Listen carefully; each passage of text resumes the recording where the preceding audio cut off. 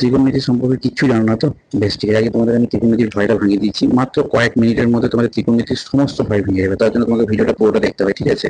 আর একটা শর্ত, নিজেকে মনে করো তুমি জিরো ত্রিকোণমিতিতে, তুমি কিচ্ছু জানো না। দেখো তুমি এটা কেমন করে আমি আর একটা শর্ত, নিজেকে মনে করো তুমি জিরো ত্রিকোণমিতিতে, তুমি কিচ্ছু জানো না। দেখো তুমি এটা কেমন করে আমি হিরো বানিয়ে দিচ্ছি, ঠিক আছে? চলো শুরু করা যাক, বেশি এদিক ওদিকে কথা না বলে, ঠিক আছে?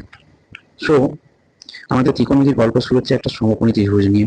সমকোণী ত্রিভুজের আমরা জানি একটা, যেটা যে বাহুটির মান 90 ডিগ্রি, তাদের মধ্যে একটা যেটা নিচের দিকে থাকে, যেটা আমাদের সূক্ষ্মকোণ সংলগ্ন থাকে, সেটাকে আমরা কি বলি? ভূমি, তাই না? আর যেটা উপর দিকে থাকে, যেটা যেটা মানে ভূমির অপোজিটে যেটা থাকে, বিপরীত থাকে, সেটাকে আমরা কি বলি? লম্ব। ঠিক আছে, না জানো তো জেনে নাও। আর এটা যেটা দুটো লম্ব আর ভূমি পর যে যে বাহু দুটিকে যোগ করার জন্য যে বাহুটি থাকে, সেটাকে আমরা কি বলি? অতিভুজ, তাই না? তো এই যে একটা কোণ আছে না, মনে করো এখানে আমরা এটাকে থিটা ধরলাম, বা এইদিকে এটাকে আমি থিটা ধরতে পারি। তো আপাতত আমি এটাকে থিটা ধরলাম, তো থিটা দেখো। সো এটা হচ্ছে থিটা, ঠিক আছে? তো থিটাকে ধরলো, এটাকে আমরা থিটা ধরলাম। সো সায়েন্টিস্টরা দেখলেন, মানে ম্যাথামেটিশিয়ানরা দেখলেন যে যদি আমার এই ভূমির মান বাড়ানো যায়, ভূমির দৈর্ঘ্য আর লম্ব দৈর্ঘ্য যদি আমি ধীরে ধীরে বাড়াই, ঠিক আছে, দিয়ে আমি দুটোকে যোগ করি, ভালো করে শুনুন, দিয়ে তারপরে যে থিটাটা বেরোচ্ছে, থিটার মান যদি একই থাকে, থিটার মান যদি একই থাকে, বাড়াটা আমি কমাতেও পারি। থিটার মান যদি আমার একই থাকে, মানে মনে করো 30 ডিগ্রি ছিল প্রথমে থিটার মান, পরে কিন্তু 30 ডিগ্রি থাকবে থিটার মান, তাহলে কিন্তু তাদের লম্ব বাই ভূমি এর যে রেশিও, ছোট ত্রিভুজের লম্ব বাই ভূমি আর বড় ত্রিভুজের লম্ব বাই ভূমি, কিন্তু অনুপাত কিন্তু সমান সমান হবে, ঠিক আছে?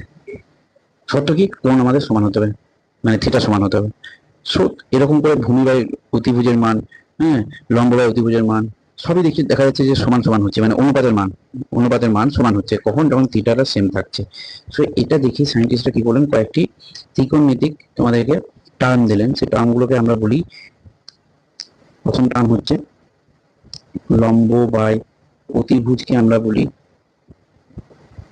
সাইন থিটা, ঠিক আছে? ভূমি বাই অতিভুজকে আমরা বলি কস থিটা, আর লম্ব বাই ভূমিকে আমরা বলি ট্যান থিটা, ঠিক আছে? তো এই নামগুলো শুনে তোমরা ভয় পেয়ে যেতে, কিন্তু এবার তো আশা করছি নামগুলো আর ভুলবে না। লম্ব বাই ভূমি বলে কি বুঝবে? Tan theta. থিটা কি? থিটা সূক্ষ্মকোণ এখানে, আর এটা 90 ডিগ্রি, ঠিক আছে? থিটা ছিল সূক্ষ্মকোণ। এবার চলো আমি তোমাদেরকে কিছু অঙ্কের মাধ্যমে জিনিসটা বোঝাই, ঠিক আছে?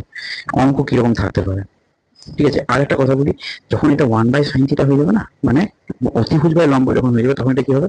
Cosec theta. আর এটা যখন 1/sec cos থিটা হয়ে যাবে না, তখন এটা হয়ে যাবে কি? sec theta. আবার এটা যখন করে 1/tan থিটা হয়ে যাবে না, তখন কি হবে? ভূমি বাই লম্ব হয়ে যাবে, এটাকে আমরা কি বলবো? cot থিটা, ঠিক আছে? তো এই কয়েকটি মান আমাদেরকে, এই কয়েকটি টার্ম আমরা নতুন পেলাম, ঠিক আছে? এবার এই থিটার মান অনেক কিছু হতে পারে, 0 ডিগ্রি হতে পারে, 30 ডিগ্রি হতে পারে। আপাতত তোমাদের এগুলো মনে রাখবে, 0 ডিগ্রি, 30 ডিগ্রি, 45, 60, 90। তো এই যে 0 ডিগ্রি, 30 ডিগ্রি, 45, 60, 90, এদের সাইন কস ট্যান এর মান তোমাদেরকে মুখস্থ করতেই হবে। যেমন সাইন 0 ডিগ্রি মান কত, সাইন 30 ডিগ্রি মান কত, সাইন 45 ডিগ্রি মান কত, সাইন 60 ডিগ্রি মান কত, সাইন 90 ডিগ্রি মান কত, তেমন এরকম করে কস ট্যান সকলের মান তোমাদেরকে মুখস্থ করতে হবে। পরের স্লাইডে আমি তোমাদেরকে এটা দেখিয়ে দেবো, বা পরের দিন আমি তোমাদেরকে এটা বুঝিয়ে দেবো কিভাবে আসছে, ঠিক আছে? এটা আশা কিছু না, এটা অ্যাকচুয়ালি মুখস্থ করতে হয় সবাইকে। সো আমি একটা তোমাদেরকে অঙ্কের উদাহরণ দিয়ে তোমাদেরকে বোঝাই, সেই অঙ্কটি দেখো, তাহলে তোমরা এটা আর একটুখানি ক্লিয়ার হবে, ঠিক আছে? আমি যথাসম্ভব চেষ্টা করেছি খুব অল্প টাইমের মধ্যে তোমার ত্রিকোণমিতির ভয়টি ভাঙানোর জন্য, ঠিক আছে? চলো এবার শুরু করা। अबे जल्दी बोल, कल सुबह पनवेल निकलना है। পরের পরের জায়গাতে যেখানে আমি অঙ্ক দিয়ে বোঝাবো তোমাদেরকে, লেখা আছে যে থিটা সমান ধনাত্মক সূক্ষ্মকোণ, ট্যান থিটা সমান 8/15 হলে সাইন থিটা এবং কস থিটা সমান কত? এবার অঙ্কটা দেখে তো তোমার অবস্থা একদম, কিন্তু আমি যদি বলি যে তুমি অঙ্কটা পুরোটাই জানো, তুমি এক্ষুনি যা যা বললাম তার মধ্যে অঙ্কটা লুকিয়ে আছে, বিশেষ করবে? আচ্ছা, বিশেষ হচ্ছে না তো? বেশ ঠিক আছে, আমি তোমাদের দেখাচ্ছি করে দেখো। এটা মনে করো একটা সমকোণী ত্রিভুজ, ঠিক আছে? এটা হচ্ছে থিটা, এটা হচ্ছে 90 ডিগ্রি কোণ, এটা মনে করো এ বি সি, ঠিক আছে? বেশ, আমাকে বলেছে থিটা সমান, তোমরা তো সুকোণ বুঝলাম, ঠিক আছে, আমাকে বলেছে ট্যান থিটা, প্রশ্নে যা যা বলেছে সেগুলো লিখে যাও বরাবর, অঙ্কের নিয়মই তাই, 8/15 আমাকে প্রশ্নে বলে দিয়েছে। বেশ, লিখে দিলাম স্যার, ঠিক আছে। আচ্ছা, আমাকে একটা কথা বলো তো, ট্যান থিটা মানে আমরা কি জানি? ট্যান থিটা মানে আমরা এটা জানি, লম্ব বাই ভূমি, তাই না? লম্ব বাই ভূমি, লম্ব এটা, ভূমি এটা, তাই না? তাহলে আমি এটাকে লিখতে পারি, এটাকে 8 ধরতে পারি, আর এটাকে 15 লিখতে পারি, কেন কি লম্ব উপরে এটা আছে আর ভূমি নিচে এটা আছে, 8 আর 15 হয়ে গেল। এবার আমরা জানি পিথাগোরাসের উপপাদ্য অনুযায়ী লম্ব স্কোয়ার প্লাস ভূমি স্কোয়ার ইকুয়াল টু অতিভুজ স্কোয়ার। কিন্তু তার আগে জানতে হবে যে আমাকে প্রশ্নে বলেছে কি, প্রশ্নে বলেছে sine theta and cos theta সমান কত। আচ্ছা, সাইন থিটা আর কস থিটা করতে গেলে তো আমাকে এখানে লম্ব আর ভূমির মান থেকে নয়, লম্ব আর অতিভুজের মান বার করতে হবে, আর ভূমি আর অতিভুজের মান বার করতে হবে। আরে বাবা, এ তো ভারী সমস্যা। তাহলে আমি কি করবো? লম্ব ভূমি অনুপাত দিয়ে দিয়েছে, আমাকে বার করতে হবে কি লম্ব আর অতিভুজের অনুপাত। তো সেখানে আমাকে অতিভুজ বার করতে জানতে হবে। অতিভুজ মানে কি জানি এখানে আমরা, আগের চ্যাপ্টারে ছিল তোমাদের, অতিভুজ সমান কি হয়, রুট আন্ডার লম্ব স্কোয়ার প্লাস ভূমি স্কোয়ার, তাই না? এখানে লম্ব আর ভূমি এখানে কি কি আছে, এখানে এবি স্কোয়ার প্লাস বিসি এর স্কোয়ার, তাই না?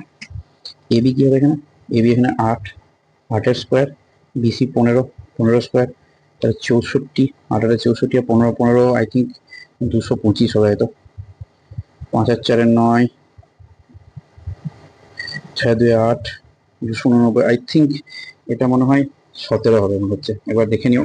যাই হোক, তো 17 হয়ে গেল। তাহলে তুমি এখানে কি বলে, দেখো একটা ত্রিভুজের, একটা সমকোণী ত্রিভুজের, এবার তুমি এটা 17 পেয়ে গেলে, ঠিক আছে, এটা 8 ছিল তুমি জানতে, তাই না? আর এটা 15 তুমি জানতে, এটা থিটা তুমি জানতে।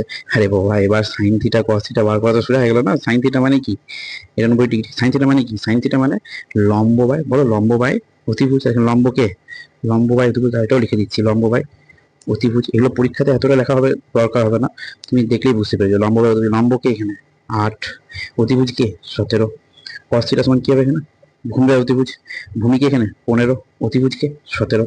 তাহলে সাইন থিটা কস থিটার মান বেরোলো কিনা, এটা তো সাইন থিটা কস থিটার মান। দেখলে তো কত সোজা অঙ্ক এগুলো। এটা অঙ্কটা হয়ে গেল। সো এরকমই অঙ্ক হলে আমার চ্যানেলটাকে সাবস্ক্রাইব করো, আমি তোমাদেরকে এইভাবে গল্পের মতো করে সমস্ত অঙ্ক বুঝিয়ে দেবো, ঠিক আছে?